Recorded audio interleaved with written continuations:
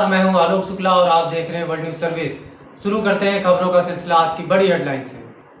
America Taiwan का मिलने से ड्रैगन का खाक में मिलना तय। बनारस से सीनियर सिटीजन फोरम के चेयरमैन मिस्टर एस पांडे ने WNS से हुई खास बातचीत में कहा कि चीन के विरोध को बताते हुए अमेरिका के सहायक विदेश मंत्री कीथ क्रैच गुरुवार को ताइवान पहुंचे हैं और अगर ताइवान को अमेरिका ने समर्थन दे दिया तो चीन का खाक में मिलना तय है। मिस्टर पांडे ने कहा कि इस बार माफी नहीं महासंग्राम होगा, बॉर्डर पर युद्ध अटल है। इधर भारत में भी LAC बॉर्डर पर राफेल की तैनाती हो चुकी है। बता दें कि अमेरिका और ताइवान के बीच अनौपचारिक रिश्ता है। इसके बावजूद अमेरिका इस द्वीपीय देश का सबसे भरोसेमंद और शक्तिशाली मित्र देश है। चीन के विरोध की अनदेखी करते हुए अमेरिका ताइवान को अत्याधुनिक हथियार और अन्य उपकरण उपलब्ध कराता है।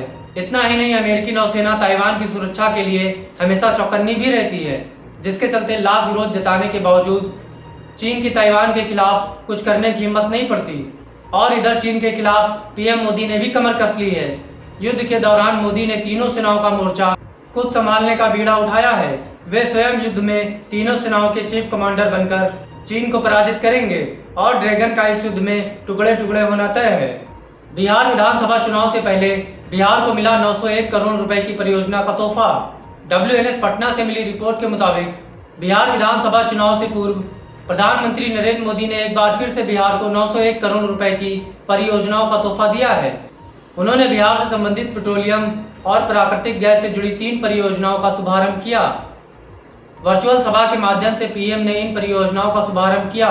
इसमें मुख्यमंत्री नीतीश कुमार, बिहार के उप मुख्यमंत्री सुशील कुमार मोदी, केंद्रीय पेट्रोलियम मंत्री धर्मेंद्र प्रधान सहित अन्य नेता शामिल रहे। वहीं मुख्यमंत्री नीतीश कुमार ने भी परियोजनाओं से बिहार में तेल व गैस से जुड़ी कई समस्याओं का निष्पादन होने की बात कही। उन्होंने कहा कि बिहार में औद्योगिक विकास के क्षेत्र में यह परियोजना मील का पत्थर साबित होगी। पूर्व प्रधानमंत्री चंद्रशेखर के जीवन पर बन रही है film the hero of the emergency Chandrashekhar, जिसमें अभिनेता का किरदार गुजराती फिल्म के सुपरस्टार राकेश पांडे व फिल्म निर्माता मुकेश पांडे हैं। मिलावट मिलावट आज के जमाने में चारों तरफ मिलावट, यहाँ तक कि खाने की हर एक चीज में मिलावट। सही स्वाद तो हम भूल ही चुके हैं। बात सिर्फ स्वाद की नहीं, स्वास्थ्य और शुद्धता की है। तब तो ऑप्शन सिर्फ एक ही है, प्योर एग्रो, क्योंकि गुणवत्ता ही उत्पादन की पहचान है। 100% सर्टिफाइड ऑर्गेनिक खाद्य पदार्थ एवं मसाले। केंद्रीय मंत्रालय हरसिमरत कौर बादल के इस्तीफे के क्या है मायने। WLS चंडीगढ़ से मिली रिपोर्ट के मुताबिक कृषि ऑर्डिनेंस पर शिरोमणि अकाली दल की नाराजगी गुरुवार को खुलकर सामने आ गई। गुरुवार को लोकसभा में 2 बिलों पर चर्चा के दौरान अकाली दल के प्रधान सुखबीर बादल ने कहा कि उनकी पार्टी इन बिलों के पक्ष में नहीं है और इसलिए मंत्री हरसिमरत कौर बादल इस्तीफा दे रही हैं। इससे थोड़ी देर बाद ही हरसिमरत ने इस्तीफा दे दिया। इस्तीफा देना भी मजबूरी बन गया था, क्योंकि चुनाव में अब लगभग 1.5 साल का समय ही बचा है। ऐसे में अकाली दल किसानों के एक बड़े वोट बैंक को अपने खिलाफ नहीं करना चाहता है। दूसरा, अकाली दल हमेशा यह बात कहता आया है कि किसानों के लिए वह कोई भी बलि दे सकता है।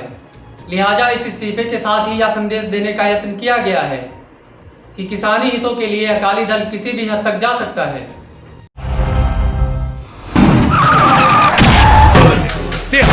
गलत खातिर खतरा, सच्चा खातिर सहारा, माँ शीतला के पूजे वाला। हम हैं गोविंद ठाकुर रिक्शा वाला। हम तो मेहनत के रोटी खाईला और मस्त में रिक्शा चलाईला। कितना अलग बा हमनी के रवाब, बोला रिक्शा वाला जिंदाबाद। गोविंद ठाकुर, मैं तुझे ऐसी मौत मारूंगा कि मौत भी तुझसे पूछेगी कि सिकंदर शेख कौन है।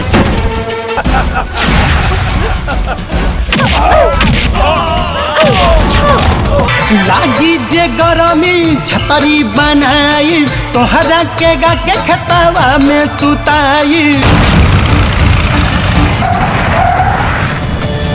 तेरे इन लोगों के सामने, तेरी माँ शीतला के सामने कुत्ते की मौत मारूंगा, कुत्ते की। सिकंदर शेख, माँ शीतला के सौगंध, ठाकुर के खून के कसम। ठाकुर के रहते माँ शीतला के मंदिर टूट जाए तो ठाकुर भैला पर धिक्कार बा।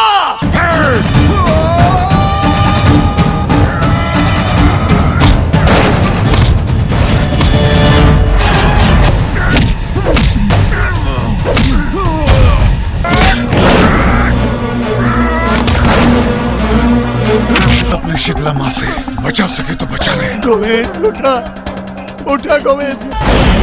चला।